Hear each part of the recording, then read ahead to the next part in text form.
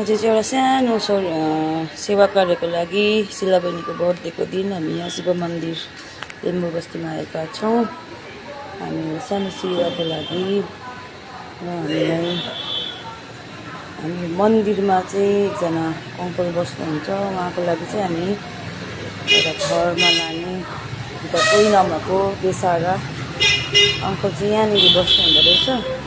त्यही भएर चाहिँ हामी अब उहाँको लागि घर खोज्दैछौँ र हामीले जग्गा त भएको छ, तर 1-2 दिन टाइम माग्नु भएको छ र आज यहाँनिर अलिकति बात गर्नु आएको।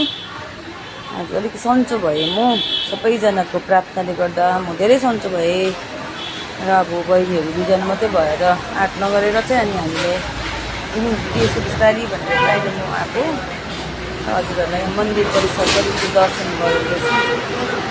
अनि यहाँ शिव मन्दिरमा त बस्नु हुँदो रहेछ। अनि उसको भान्जीले चाहिँ अब भोलि जान्छ भनेर अलिकति लुगाफाटा सपिङहरू गर्नु लानुभएछ अङ्कललाई चाहिँ। अनि